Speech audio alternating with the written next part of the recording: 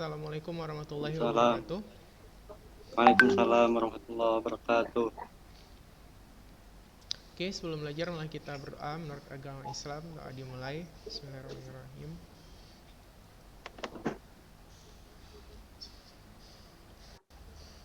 Oke, doa selesai.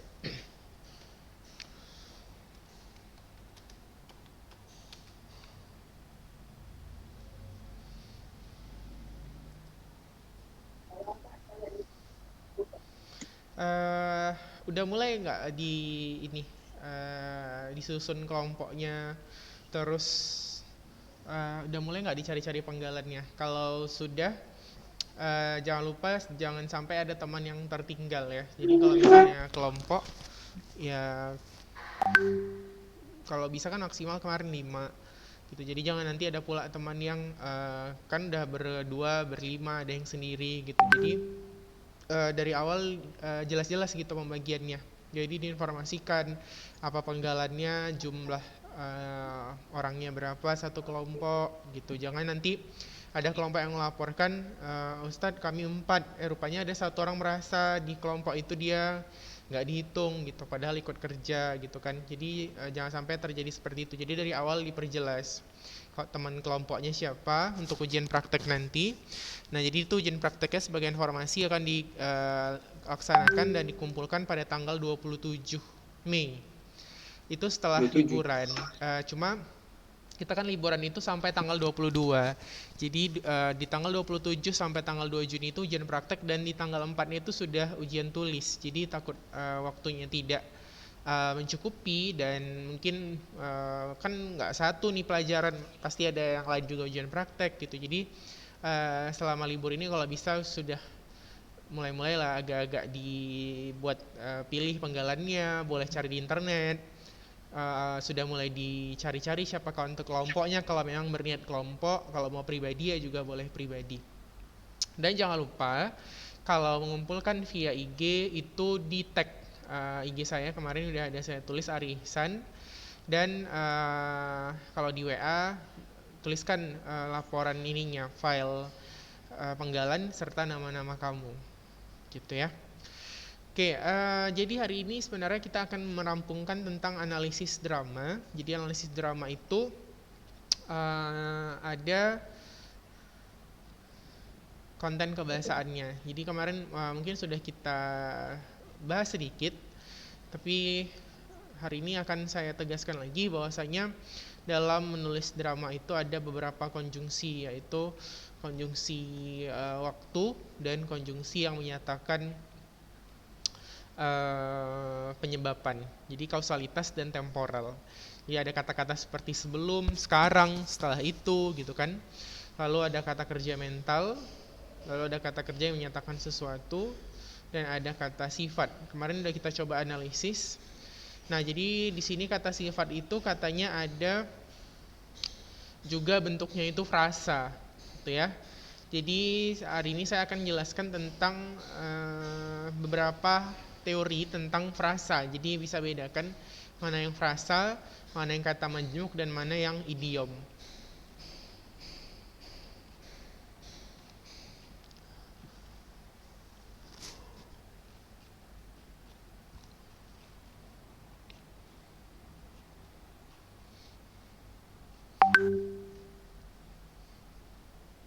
Oke, coba ini saya stop share dulu. Saya share ke... Oke, ini frasa ya. Udah terlihat semua ya di layar ya. Jadi frasa itu adalah kelompok kata. Jadi kalau kita bilang frasa itu apa sih? Frasa itu adalah kelompok kata. Ya namanya sudah kelompok. Kalau kelompok itu pasti lebih dari satu. Nah, jadi syarat frasa itu dia adalah gabungan dua kata. Dia gabungan dua kata yang mengisi satu pola, dan dia bermakna denotasi gitu. Jadi contoh gini, saya membeli buku baru. Saya membeli buku baru. Berarti di sini polanya kan ada saya sebagai subjek. Saya sebagai subjek. Terus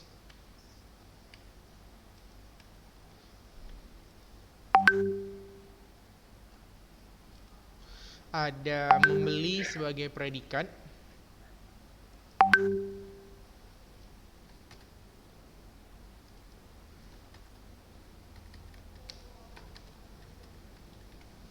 Lalu ada buku baru sebagai objek.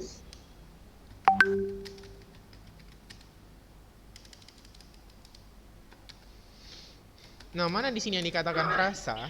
Frasa itu adalah buku barunya gitu. Jadi yang mana di situ terisi oleh dua kata, tapi dia satu pola dan bermakna denotasi. Kenapa saya tekankan harus bermakna denotasi atau bermakna yang sebenarnya? Kalau dia bermakna konotasi, berarti dia adalah idiom, bukan frasa. Idiom itu adalah ungkapan, yang mana gabungan dua kata juga, tapi dia tidak bermakna sebenarnya. Misalnya seperti kepala besar, tangan panjang, buah tangan, angkat topi, yang berarti hormat. Nah, itu dia idiom. Sementara kalau frasa masih bermakna sebenarnya, dan dia bisa kita sisipi yang buku yang baru, bisa ya. Kalau dia kata majemuk, itu nggak bisa kita sisipi yang. Misalnya kamar mandi. Kan nggak mungkin kita bilang kamar yang mandi. Nah, itu kata majemuk. Nah, seperti itu. Jadi dia frasa itu adalah gabungan dua kata, mengisi satu pola, bermakna denotasi, dan bisa kita sisipi yang.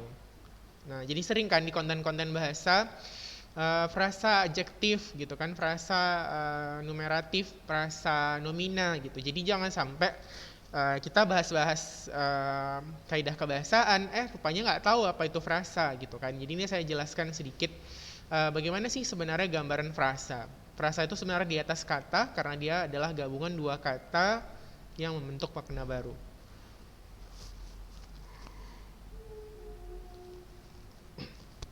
Nah, berdasarkan distribusi unsurnya, frasa itu ada dua. Ada frasa endosentris, ada frasa eksosentris.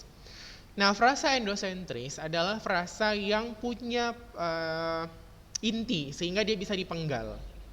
Seperti ini, sangat marah, intinya marah. Gedung megah, intinya megah, gitu kan. Terus apalagi frasa eksosentris itu nggak punya inti. Ya, contoh misalnya saya buat di chat ya. Paman saya. Sampai di sini untuk pengertian frasa bisa ya. Kalau ada pertanyaan silahkan ditanyakan. Paman saya akan datang bulan depan. Oke? Paman saya akan datang bulan depan.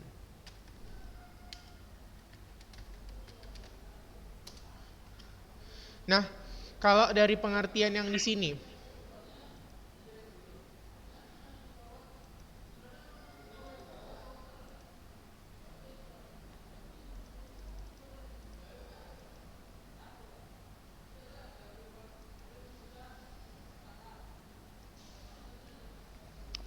maka di sini berapa frasa?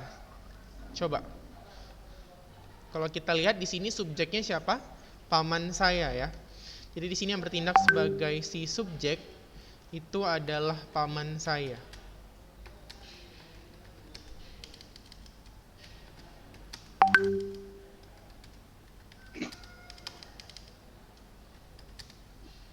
Ini subjek. Lalu ada lagi predikat. Predikatnya itu adalah akan datang.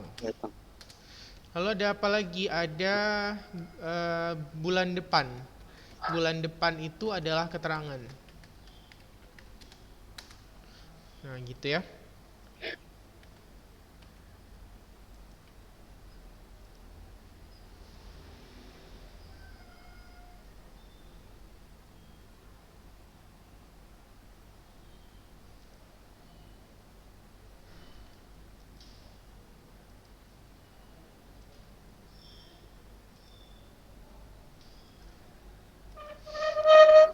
Nah itulah, jadi kalau kita lihat dari fungsinya di situ ada 3 frasa kan, masing-masing satu pola itu ada 2 kata gitu. Tapi sekarang kita mau tanya nih, mana yang sebenarnya dia endosentris, mana yang eksosentris.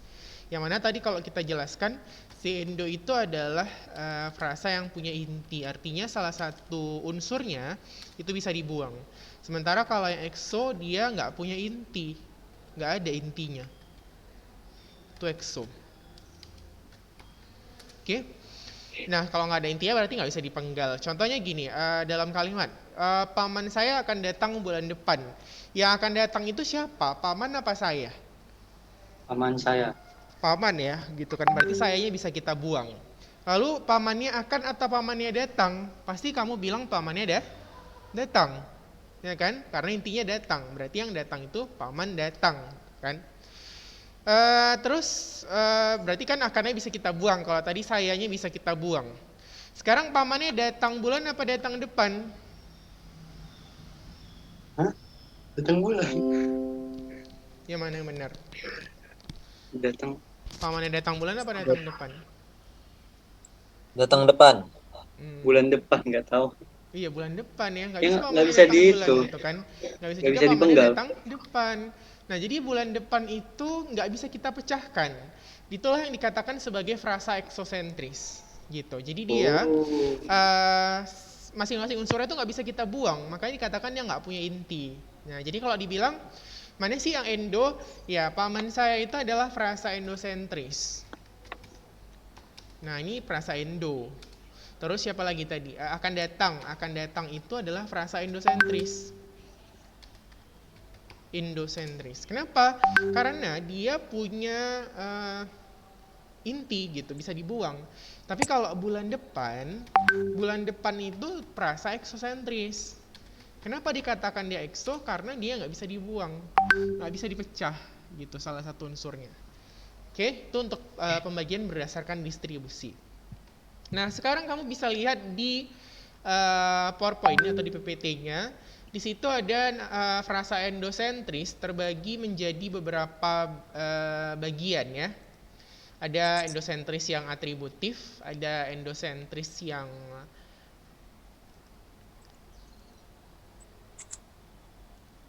dia polanya DM, ada MD. Intinya gini, kalau atribut itu dia M-nya itu, menerangkannya itu adalah atributnya. Sementara yang diterangkan itu adalah intinya. Jadi misalnya seperti ini, mobil baru. Saya membeli mobil baru. Intinya apa? Mobil. Berarti D-nya intinya. Saya membeli mobil. Bisa. Tapi kalau saya membeli baru, itu nggak bisa. Nah, itu namanya atributif. Jadi atributif itu yang bisa menggantikan hanya si inti saja. Contoh lain misalnya, saya naik tangga berjalan. Intinya apa? Tangga. Berjalan itu adalah atributnya, ya kan? Saya naik tangga, bisa masih. Tapi kalau saya naik berjalan, bisa nggak? Apa yang berjalan yang saya naiki? Nggak bisa gitu ya.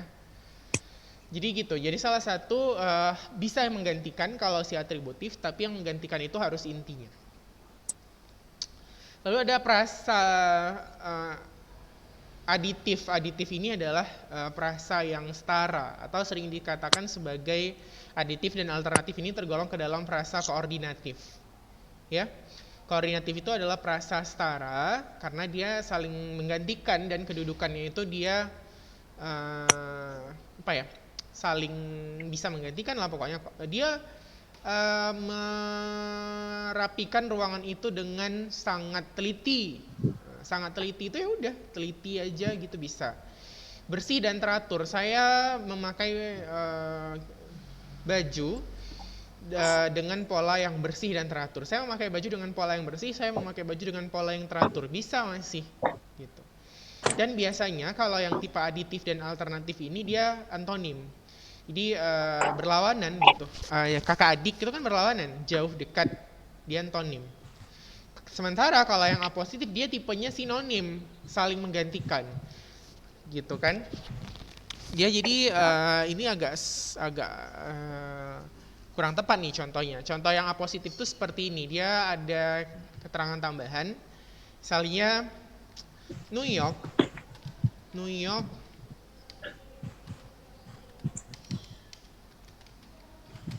kota terbesar di dunia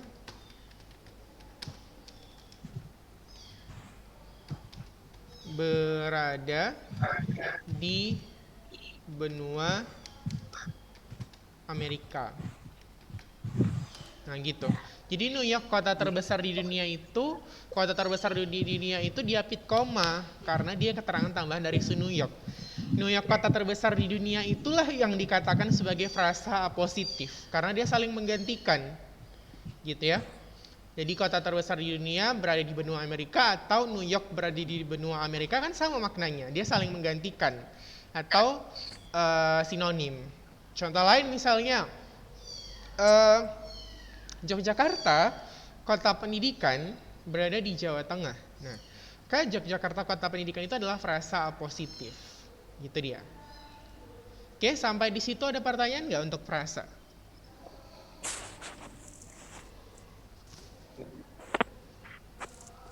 Frasa ini keluar di soal TPS Universitas, terus di kelas 12 juga bakal ada frasa lagi, tapi mungkin beda polanya saja. Cuma dasarnya tetap sama. Frasa itu gabungan dua kata yang mengisi satu pola. Ya silakan kalau ada pertanyaan boleh.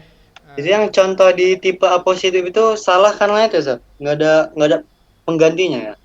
Iya, di apositif di sini kan Gunung Semeru, Presiden Soeharto, Jenderal Ahmad itu adalah 3 benda yang berbeda. Jadi kurang tepat. Jadi kalau misalnya kita cari di literatur yang lebih terpercaya, atau kamu boleh searching nanti, namanya apositif itu pasti dia sinonim atau merujuk pada benda yang sama. Itu dia. Mungkin di sini dia ngambil contoh ini karena dilihatnya ada pengapitan koma, padahal pengapitan koma di sini rincian bukan keterangan tambahan. Jadi penggunaan koma itu kan ada dua. Satu dia bisa sebagai merinci, misalnya saya beli pulpen, pensil dan buku, itu rincian. Beda sama kita menggunakan koma untuk mengapit keterangan tambahan. Seperti misalnya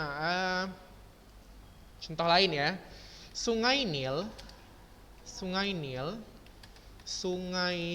terpanjang di dunia berada di benua apa nih? Afrika ya? Afrika. Oke, Sungai Nil, sungai terpanjang di dunia berada di benua Afrika. Nah, berarti Sungai Nil, sungai terpanjang di dunia itu kan diapit koma. Kenapa? Karena sungai terpanjangnya itu adalah keterangan tambahan dari Sungai Nil, gitu. Jadi kan bendanya yang sama. Kalau saya bilang Sungai Nil berada di benua Afrika atau sungai terpanjang berada di benua Afrika, sama kan nilainya, gitu. Jadi dia tuh namanya positif, dia saling menggantikan. Gitu dia. Oke? Jadi jangan ambil contoh yang di PPT ya, ambil yang saya tulis di chat itu aja contohnya, itu yang benar. Oke, ada lagi pertanyaannya? Kalau tidak ada, kita lanjut ke yang berikutnya. Oh, ini eksosentris. Nah, cara cepatnya kalau eksosentris, gini aja. Kalau kamu lihat soal, kamu bingung ini eksosentris atau bukan ya gitu. Biasanya eksosentris itu adalah frasa yang menduduki pola keterangan.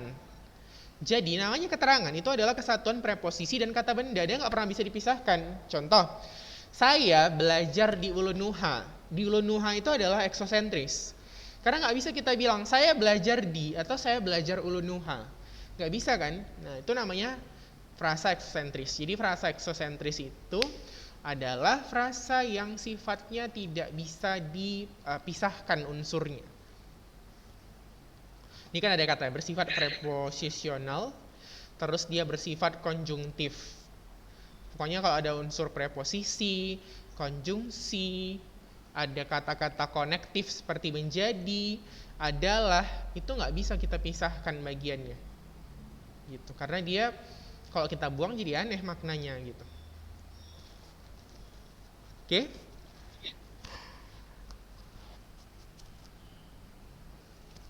Selanjutnya ada frasa.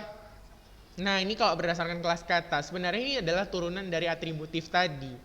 Jadi ini gampang. Kalau nominal kan artinya noun, kata benda. Berarti intinya adalah benda. Adik Yanti kan intinya adik. Adik itu kan kata benda. Verbal bertanam sayur. Ini nggak verbal, ini salah ya contoh verbalnya. Ini udah dua pola. Bertanam dan sayur itu udah predikat dan pelengkap. Contoh yang verbal itu, frasa verbal. Misalnya tadi, sedang makan. Jadi contoh frasa verbal. Contohnya sedang makan. Nah, itu dia. Jadi dia yang dikatakan frasa verbal itu dia intinya verba, verb, kata kerja. Gitu. Jadi kalau yang ini yang dicontoh PPT itu ada dua pola, dia bukan frasa lagi. Jadi yang verbal kita ganti contohnya ya. Jadi sedang makan. Atau kayak tadi akan datang, telah pergi. Nah, itu frasa verbal. Yang intinya dia satu, cuman kata kerjanya aja. Kalau adjektival dia intinya kata sifat. Misalnya seperti ini. Amat tinggi, sangat pintar, merdu sekali. Intinya adalah kata sifat. Gitu. Kalau preposisional dia ada preposisinya di rumah, ke sekolah, dari sekolah, daripada dia. Nah, itu dia preposisional. Dia ada preposisinya di depan.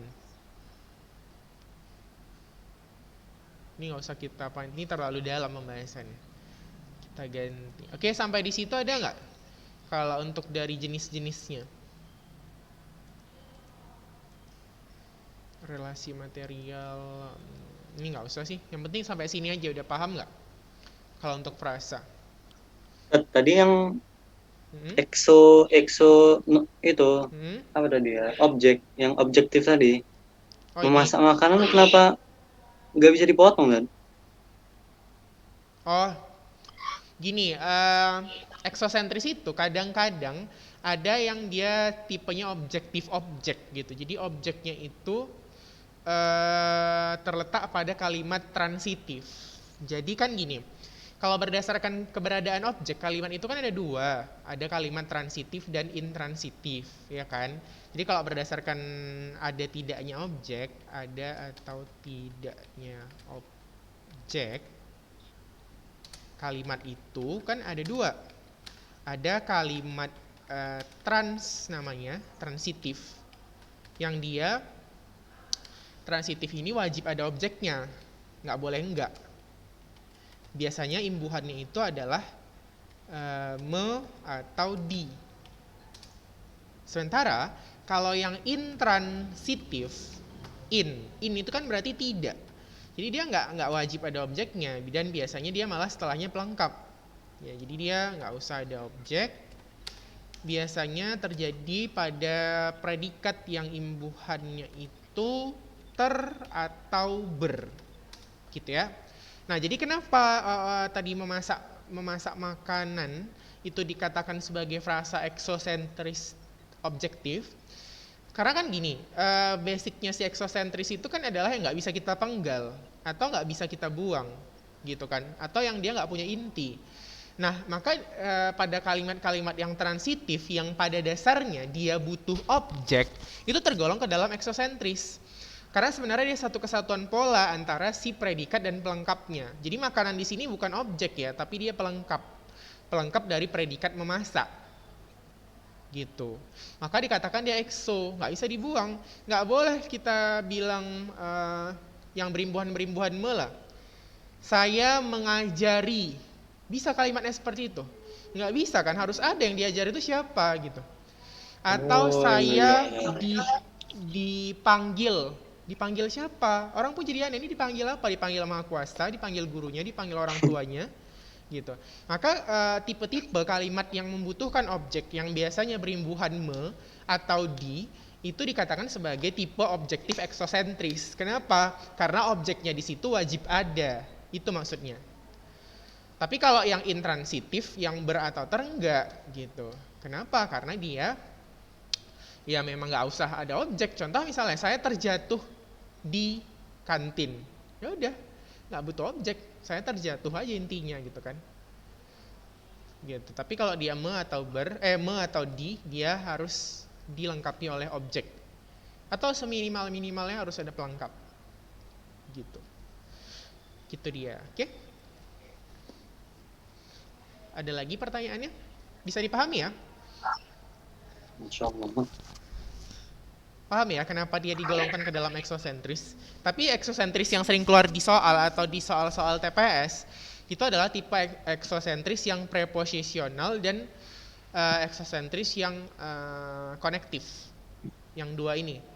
Preposisional seperti di sawah, di rumah, dari rumah sakit. Terus yang tipe konektif yang ada kata menjadi, adalah, gitu. Beda kan kalimat dia menjadi pintar dengan dia pintar. Kan beda maknanya. Nah, dia menjadi pintar itu adalah eksosentris konektif. Dia pintar, oh ya udah berarti emang dia pintar dari awal gitu. Tapi kalau dia menjadi pintar berarti sebelumnya dia tidak pintar. Maka kata menjadi dan adalah itu digolongkan sebagai eksosentris konektif. Gitu. Eksosentris itu kembali lagi ke pengertian awal. Eksosentris adalah tipe frasa yang unsurnya nggak boleh kita buang. Beda sama si endo. Endo tadi punya inti, maka salah satu unsurnya boleh kita hilangkan tanpa mengubah strukturnya dalam kalimat. Jadi frasa ini adalah salah satu cabang ilmu sintaksis, yang mana sintaksis itu berbicara mengenai struktur. Selama dari segi struktur dia masih bisa menduduki pola, bisa menggantikan, maka aman-aman aja. Kita nggak perlu lihat maknanya lebih lanjut. Selama dari segi struktur bisa, oke, berarti dia frasa lah itu gitu. Tapi kalau misalnya dari segi struktur udah nggak bisa menggantikan, berarti dia bukan frasa. Jadi kita mainannya kalau frasa ini nggak makna sih sebenarnya, tapi strukturnya. Contoh pada kalimat nih saya tulis di chat ya. Ayah ibu adalah orang tua kami. Di sini kan ayah ibu adalah frasa endosentris koordinatif, ya kan? Yang tadi saya bilang dia antonim. Ayah dan ibu itu kan adalah orang yang berbeda. Tapi bisa kok kita buang ayah atau ibunya dalam struktur ini. Kan dia subjek ya ayah ibu itu. Ayah adalah orang tua kami. Atau ibu adalah orang tua kami. Masih bisa ayah ibu itu salah satu menduduki posisi subjek. Nah itulah namanya yang dikatakan sintaksis. Jadi secara struktur masih bisa menggantikan walaupun maknanya udah beda dari yang awal. Gitu dia kurang lebih. Oke? Sampai situ bisa? Jadi pengertian endo dan exo tadi didasarkan pada bisa atau tidaknya kita buang salah satu unsurnya. Oke? Cuman si endo tadi ada pembagian-pembagiannya lagi, ada yang atributif, ada yang koordinatif, ada yang apositif. Yang di chat itu coba di SS ya supaya bisa jadi catatan. Oke, kalau tidak ada pertanyaan, mudah-mudahan kita sudah bisa semua. Kalau nggak bisa nanti boleh lebih lanjut ditanyakan ke WA, gitu kan? Dan jangan lupa ya, sambil liburan, ini kan pertemuan terakhir. Jadi pertemuan terakhir di bulan ini maksud saya. Jadi kalau bisa tugas-tugas prakteknya sudah mulai dikerjakan. Oke? Oh sebelum saya tutup nih, saya mau lihat, coba buka kameranya semua lah. Saya mau ngecek benar-benar hadir nggak nih. Fazli, Surya, Farhan, Abdurrahman, coba dihidupkan kameranya sebentar aja sebelum saya Sebelum saya ini tutup. Coba hidupkan Muhammad, Abdurrahman, silahkan. Soalnya kemarin ada yang saya panggil nggak buka-buka kamera, saya curiga jangan-jangan dia setelah nge-zoom tinggalnya aja. Oke? Wow, keren sekali kamu Fazli. Kenapa matanya? Oke, terima kasih ya itu saja. Assalamualaikum warahmatullahi wabarakatuh. Waalaikumsalam warahmatullahi wabarakatuh. Abdul Escobar.